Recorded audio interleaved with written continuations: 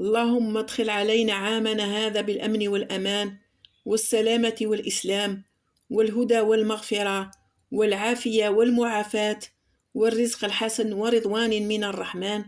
اللهم اجعله عام خير ورشد وعام بركة ونور وأجر. اللهم اجعله عام خصب لجذب وعام عافية لبلاء وعام نجاة من كل وباء. اللهم اجعله عاما فيه يغاث الناس وفيه يعافون. اللهم اقض الدين عن كل مدين يا ذا الجلال والإكرام. مساء الخير عليكم، جاسباركم بخير وعلى خير. اليوم نستقبلوا أول أيام السنة الجديدة 2026، نرجو خيره ونأمل من الله عز وجل أن يدفع عنا ما فيه الشر ويحقق أمنيتنا ويرزقنا من حيث لا نحتسب. كاين بزاف طلبوا مني في لي كومونتير طريقة تقسيم الميزانية. وحدين يقولوا لي تقسيم ميزانية 3 ملايين، ووحدين يقولوا الميزانية نتاع 4 ملايين، وكل واحد يطلب التقسيم على حساب المدخول تاعو. اليوم حبيت نبدأ سنة جديدة بهاد لا فيديو على تقسيم الميزانية بصفة عامة تتماشى مع كل المداخيل. وقبل ما نبداو لا فيديو نصلوا ونسلموا على سيدنا وحبيبنا محمد رسول الله عليه أفضل الصلاة والسلام. نبداو لا فيديو على بركة الله. كما تعرفوا أنه كل دار والمداخيل تاعها ونفقاتها. بالنسبة للمداخيل كاين اللي عنده مدخول شهري، وكاين اللي عنده مدخول أسبوعي ولا يومي، وكاين اللي عنده مدخول واحد ولا المدخول تاعو مدخول الزوجة، وكاين اللي عنده عدة مداخيل، مثلا يخدم تاكسيور ولا فرودور، يخدم تجارة إلكترونية، يخدم شغل إضافي بعد نهاية الدوام تاعو، ولا عنده الكرا نتاع حانوت ولا دار ويدخل له كل 6 شهور ولا كل عام. وكاين اللي عنده مدخول من عند والديه، اللي عندهم والديهم عندهم مداخيل مليحة ولا عنده ورث. المهم كل واحد وشحال المدخول تاعو. بالنسبة للنفقات كل واحد عنده نفقاته على حساب عدد أفراد العائلة تاعو وعلى حساب طبيعة المعيشة تاعو والتزاماته. كاين بعض الأشخاص يصرفوا بلا تخطيط ويلقاو رواحهم في الديون وما يديروا والو في حياتهم. الشراء العشوائي راح يكمل لهم مداخيل تاعهم ويمكن حتى يدخلوا في الديون، وشهر بعد شهر رايحين يلقاو رواحهم تراكمت عليهم الديون. وباش يكون عندنا توازن بين المداخيل والنفقات لازم على كل شخص يدير ميزانية محددة تكون مصروف للبيت باش ما يدخلش في الديون، ويدير مبلغ للتوفير يلقاه باش يدير به مشروع في المستقبل. المشروع هذا يقدر يكون شراء منزل، شراء سيارة، شراء الذهب، يروح للعمرة ولا الحج. كل واحد واش من المشروع اللي راح بيدير. كاين ناس تسألني واش معناتها الميزانية. بالنسبة لمفهوم الميزانية هو التوازن بين المداخيل والنفقات.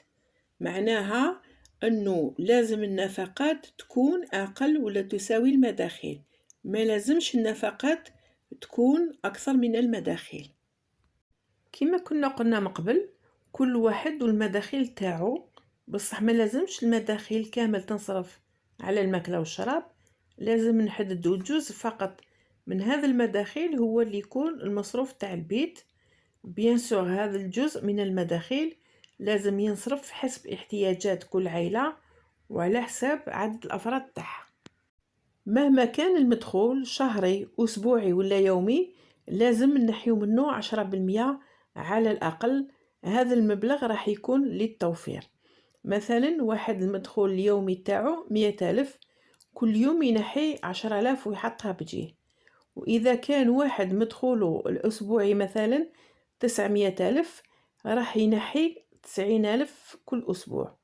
وإذا كان واحد المدخول الشهري تاعو 3 ملايين راح يحط 300,000 بجهة، وما يمش هذا المبالغ شهر بعد شهر. رايحين تلقاو مبلغ معتبر تقدروا ديروا به المشاريع تاعكم وتحققوا به الأهداف اللي راكم حابين ديروها. بالنسبة لتقسيم الميزانية راح نمد لكم طريقة ستوندار تتماشى مع جميع الميزانيات الكبيرة والصغيرة. بعد ما نحو مبلغ الادخار من المدخول راح نقسم باقي الدخل إلى 3 أقسام. القسم الأول يتضمن النفقات الثابتة واللي يشمل الفواتير والمواد الغذائية. بالنسبة للفواتير رايحة تتضمن فواتير الكهرباء والغاز والماء. كما نعرفو كامل هذه الفواتير تجينا كل 3 أشهر. نحسب المبلغ المتوسط نتاعها حسب الفواتير السابقة ونحطو ثلث تاع المبلغ في كل شهر. كي يوصلوا 3 أشهر يكون عندنا المبلغ واجد. بالنسبة للهاتف والانترنت نحطو المبلغ كامل خاطرش نخلصوهم كل شهر. بالنسبة للكراء سواء نخلصو بالشهر ولا ب6 أشهر ولا بالعام لازم نحطو كل شهر مبلغ الشهر، وكي يوصل وقت الكراء يكون المبلغ واجد. وكاين في بعض الحالات وين الناس تخلص نفقات زيادة شهرية يسموهم لي شارج ولا تكاليف التسيير والحراسة، كما في أديال والبيبي والإقامات.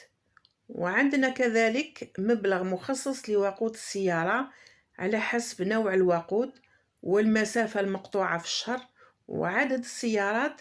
كاين اللي عنده سيارة واحدة وكاين اللي عنده كتر. بالنسبة للمواد الغذائية كاين اللي نشروها كل شهر وكاين اللي نشروها كل أسبوع وكاين اللي نشروها كل يوم كما الخبز والحليب. وتدخل في المواد الغذائية الشهرية البقوليات، المصبرات، الزيت، السكر، القهوة، الفرينة، السميد وغيرهم اللي منهم نقدروا نديروا بيت الخزين.